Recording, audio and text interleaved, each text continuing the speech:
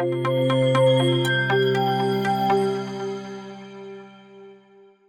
नाज़रीन, मैं आपको अपने प्लेटफॉर्म पे खुशामदीद कहता हूँ। नाज़रीन, हमें ये तो पता है कि हेल्थ केयर सिस्टम में या हेल्थ केयर प्रैक्टिस में ओवरऑल कई तरह की मिस्टेक्स होती हैं।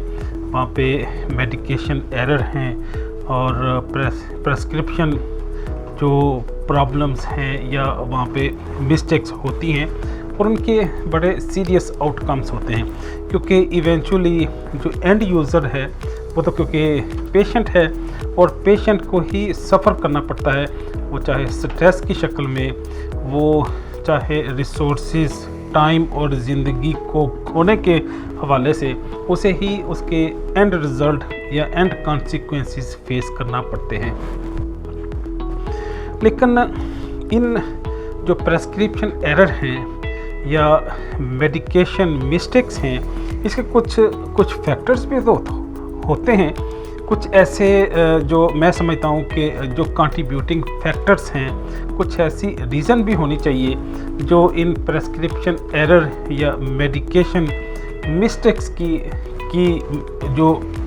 रीज़न बनते हैं उनको कंट्रीब्यूट करते हैं, उनको इन्हेंस करते हैं। हाँ, हमारे पास यहाँ पे 10 डिफरेंट रीज़न्स हैं जो इन मेडिकेशन मिस्टेक्स के लिए कंट्रीब्यूट करती हैं। सबसे पहली जो रीज़न है वो प्रेस्क्राइबर का स्किल हो सकता है, उसकी प्रोफेशनल एक्सपर्टीज़ हो सकती हैं, उसकी कॉम्पिटेंसी, उसका नॉलेज और उसका एक्सपीरियंस हो सकता है कि उसने प्रॉपरली पेशेंट को अंडरस्टैंड नहीं किया, उसने डिज़ीज़ के हवाले से सफिशेंट इंफॉर्मेशन कलेक्ट नहीं की, उसने होमवर्क नहीं किया और उसकी प्रोफेशनल एक्सपर्टीज़ में कहीं ना कोई डेफिशिएंसी है जिसकी बुनियाद पे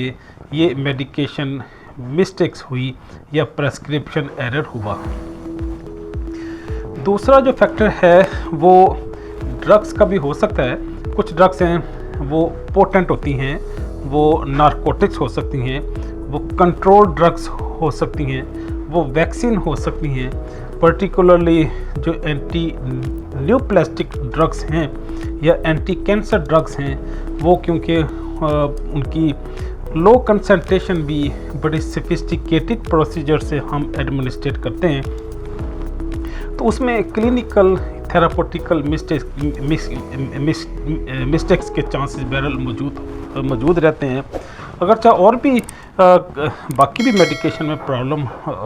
हो सकता है,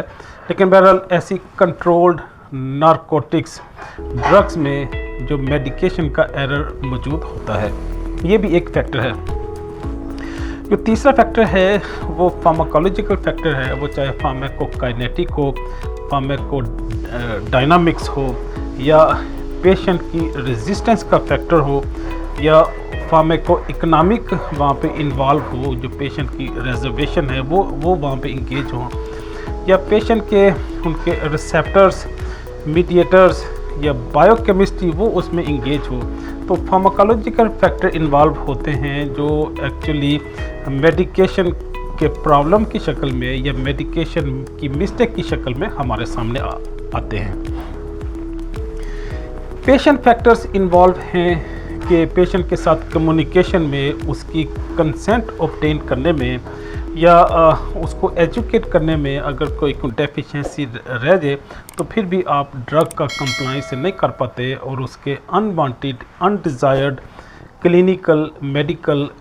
आउटकम्स हमारे पास आते हैं। जो पांचवा फैक्टर है वो उसकी एडमिनिस्ट्रेशन के हवाले से है। एडमिनिस्ट्रेशन का मतलब है कि हम पेशेंट के जो मेडिकेशन देते हैं, चाहे वो आईवी लाइन हो, IV line mean intra infusion, intravenous जो उसकी लाइन आप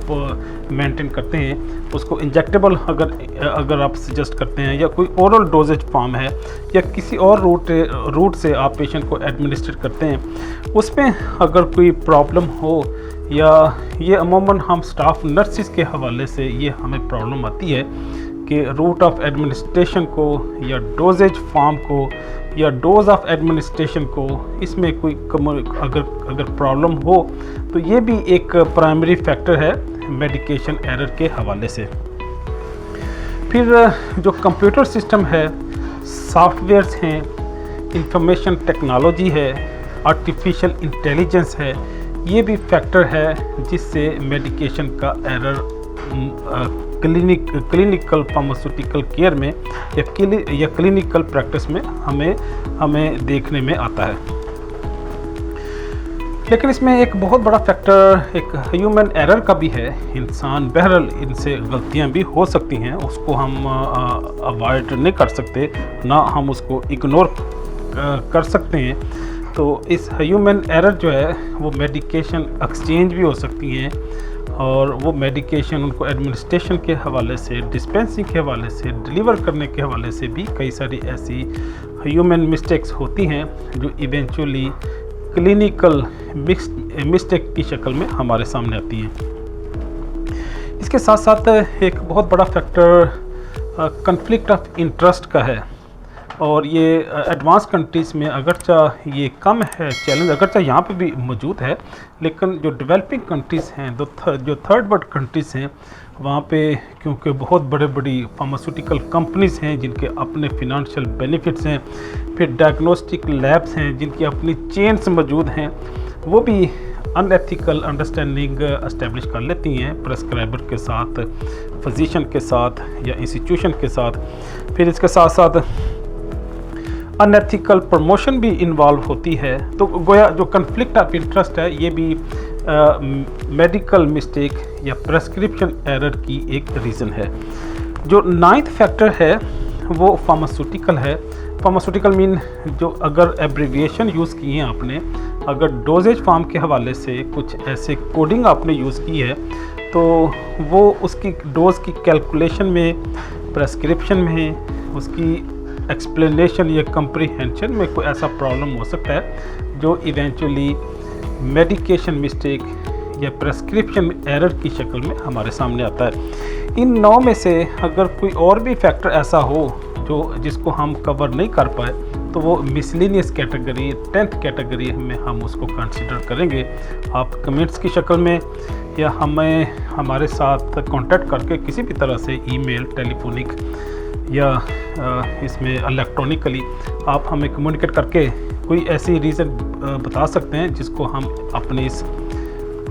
जो हमारी प्रोडक्शन है इसमें फ्यूचर में नए वर्जन के साथ जब रिवाइज करेंगे तो उसमें इनकॉर्पोरेट कर लेंगे। क्या चाहूँगा। अल्लाह हाफिज़।